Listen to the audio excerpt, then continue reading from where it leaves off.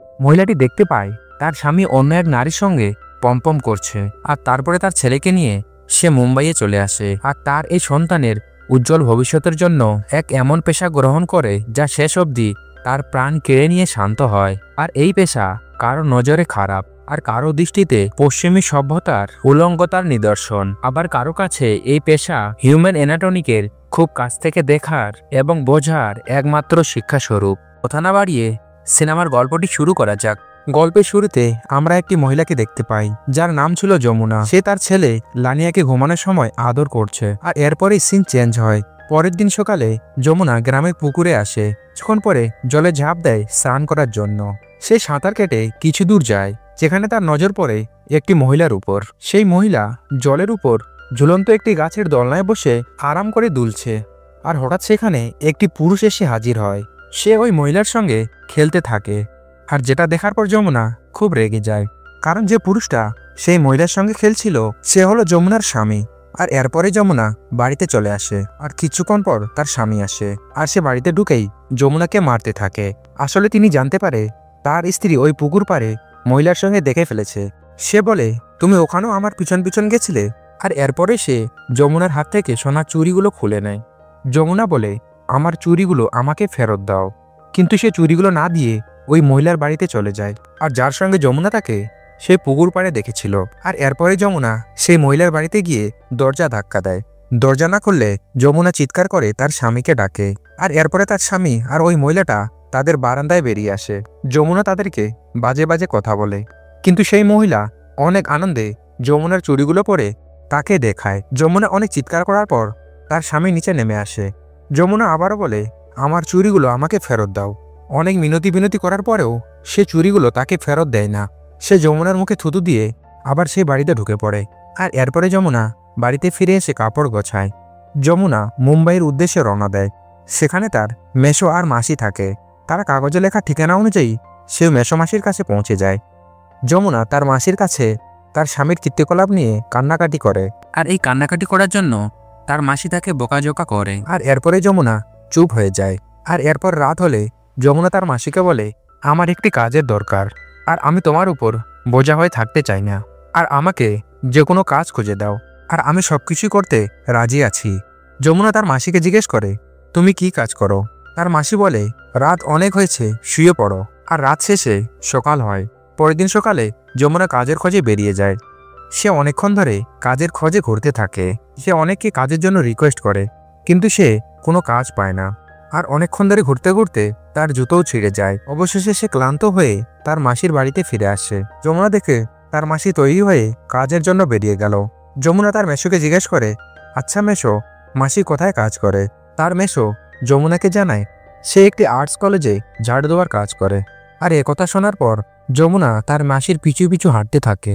আর এরপরে তার মাসি সেই কলেজে পৌঁছে যায়, আর যমুনাও তাকে দেখে তার পিছু পিছু সেই কলেজে চলে আসে। আর সে কিছুক্ষণ সেই কলেজের সামনে ঝাড়ু মারে, আর তারপর সে কলেজের একটি রুমের ভেতরে চলে যায়। আর সেই রুমে অনেকগুলি ছাত্র ছবি আঁকার জন্য প্রস্তুতি নেয়।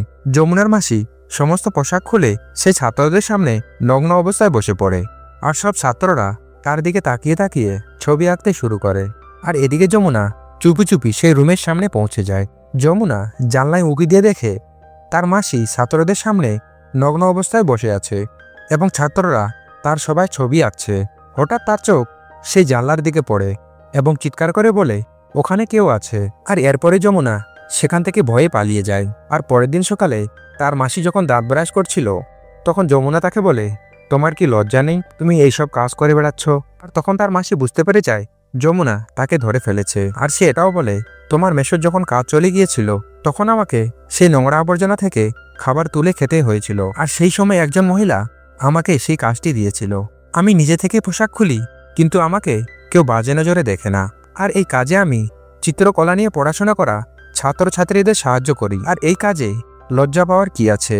এই কথা শোনার পর যমুনা তার মাসিকে জিজ্ঞেস করে, এই কাজে তুমি কত টাকা পাও? তার মাসি বলে, আমি প্রতিদিন 300-400 টাকা পাই। তখন মাসি যমুনাকে বলে, তোমার মেসো যেন এই কাজের বিষয়ে জানতে না পারে। আর এই কথা বলে সে সেখান থেকে চলে যায়। এরপরে যমুনা কোনো কাজ না পেয়ে সারা রাত ধরে সেই কাজের বিষয়ে ভাবতে থাকে। আর রাত পোয়ালে সকাল হলে তার মাসিকে জিজ্ঞেস করে, তুমি এই কাজ কত বছর ধরে করছো? সে বলে, এই কাজ প্রায় আমি 20-25 বছর ধরে করছি। যমুনা তার মাসিকে জিজ্ঞেস করে তারা কেন শুধু নারীদের নগ্ন ছবি আঁকে এবং সেই ছবিগুলো তারা কোথায় রাখে। জবাবে তার মাসি বলে, মহিলা এবং পুরুষ দুইজনেরই তারা নগ্ন ছবি আঁকে, আর এমনকি তারা জামা কাপড় পরা অবস্থাও ছেলে মেয়েদের ছবি আঁকে, আর এই ছবিগুলোকে এঁকে গ্যালারিতে রাখা হয়। আর তবে কাপড় ছাড়া ছবি অনেক টাকায় বিক্রি হয়। মাসি যমুনাকে বলে, তুমি যখন কোনো কাজ পাচ্ছ না তখন তুমি এই কাজটা করতে পারো। আর যমুনা তার কথা শুনে অনেকটা রেগে যায়। তখন মাসি যমুনাকে বলে, তোমার ছেলেকে পড়াশোনা করাতে হবে, আর তার ভবিষ্যৎ নিয়ে তুমিই ভাববে, আর এই কাজের কথা তুমি আমি ছাড়া কেউ জানবে না। আর এই কাজটা বদ্ধ ঘরে করা হয়, আর এই কাজটা করা আমার 20-25 বছর হয়ে গেল, অথচ কেউ জানে না। অনেক চিন্তা ভাবনা করার পর যমুনা পরের দিন তার মাসির সঙ্গে কলেজে আসে, আর এরপরে মাসি যমুনাকে সে রুমে পাঠায়, আর যেখানে ছাত্ররা নগ্ন ছবি আঁকে। প্রফেসর যমুনাকে বোঝায় কোথায় বসবে আর কিভাবে পোজ দেবে।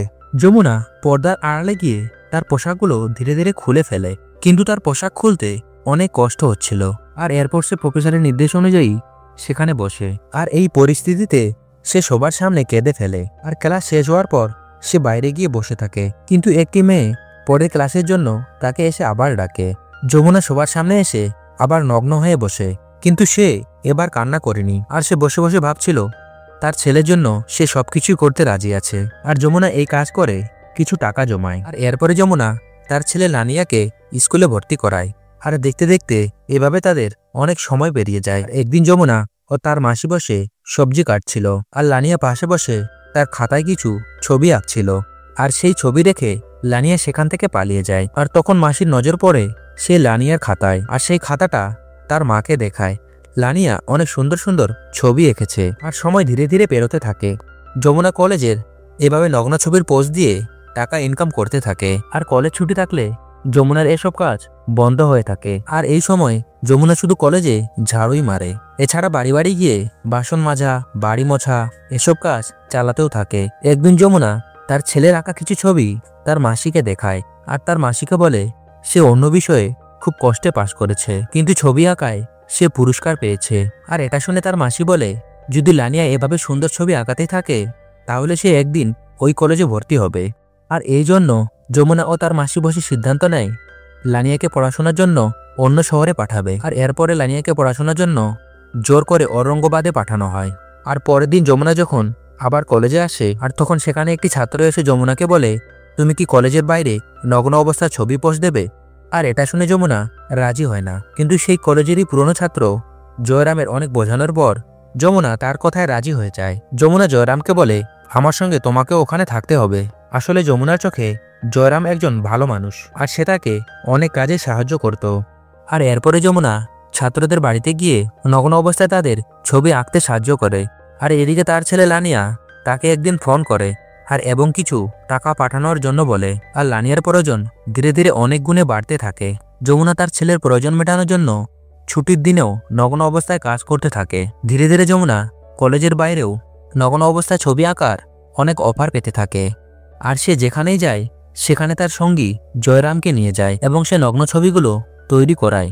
আর এই কাজ থেকে সে ভালো টাকা পেতে শুরু করে। আর সেই টাকা দিয়ে একদিন সে তার মেসোমাসিকে জামা কাপড় কিনে দেয়। আর এটা দেখে তার মাসি যমুনাকে জিজ্ঞাসা করে, এত টাকা তোমার কাছে কোথা থেকে এলো? তখন যমুনা বলে, একজন ভালো বৃদ্ধ মানুষ আমাকে কাজের জন্য বলেছিল, আর তিনি একজন বিখ্যাত চিত্রশিল্পী, আর আমাকে বেশ কিছু টাকা দিয়েছে। আর এরপরে একদিন তার মাসির শরীর খারাপ হয়, আর এখন বাড়ির সব দায়িত্ব সেই যমুনার উপরেই পড়ে। আর একদিন কিছু মানুষ সেই কলেজে স্লোগান দিয়ে জড়ো হতে থাকে আর বলে, নগ্ন কোচিং বন্ধ করো। তারা জানতে পারে এই কলেজে নগ্ন ছবি আঁকা হয়, আর ওরা কলেজে দাঙ্গা করে, আর সেখানে টাঙানো ছবিগুলোতে আগুন লাগিয়ে চলে যায়।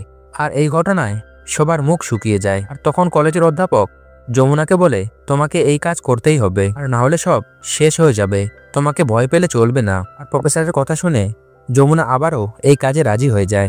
আর যমুনা বলে, এই কাজ করে আমার সংসার চলে, আর আমার সন্তান পড়াশোনা শেখে, আর যাই হয়ে যাক পড়াশোনা বন্ধ করা যাবে না, আর যেটা আমার ছেলে হোক বা এসব ছাত্রদের। যমুনা নিচে পড়ে থাকা ছবিগুলোর মধ্যে একটি ছবি পরিষ্কার করে এবং সেটি যেখানে ছিল সেখানে টাঙানোর জন্য নিয়ে যায়। আর এটা দেখে সবাই হাততালি দেয়। আর এদিকে যমুনার ছেলে অনেক বড় হয়ে গেছে, আর সে মুম্বাইয়ে তার মার কাছে আসে। আর তার মা তাকে বলে, তোর তো পড়াশোনা শেষ হয়নি। তো লানিয়া বলে, আমি আর পড়াশোনা করব না, আমি দুবাইয়ে গিয়ে কাজ করব। আসলে তার ছেলে জানতে পারে তার মা গাড়িতে করে কোথায় যায় আর তার মা কি কাজ করে। তার চোখে তার মা অন্য কিছু নয়, একজন পতিতা। আর তার মাকে সে অনেক খারাপ ভাষায় অপমান করতে থাকে। আর যমুনায় তার ছেলের ভবিষ্যতের জন্য এই কাজ শুরু করেছিল, কিন্তু তার ছেলেই তাকে খারাপ ভেবেছে।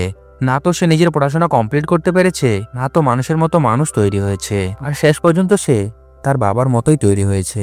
আর এরপরে আমরা যমুনাকে কলেজে দেখতে পাই। আর এখন কলেজের অধ্যাপক তার সঙ্গে জয়রাম হয়েছে। যমুনা জয়রামকে বলে, আমি আর নগ্ন কোচিং এর কাজ করব না, আমি যার জন্য এত কিছু করলাম সেই আমাকে বুঝলো না। আর সিনেমার গল্পটি এখানেই শেষ হয়ে যায়। আসলে একজন মা তার সন্তানের জন্য কি কি করতে পারে তা ধরা ছোঁয়ার বাইরে, যা আমরা সন্তান হয়েও মায়ের ভালোবাসা অনুভব করতে পারবো না।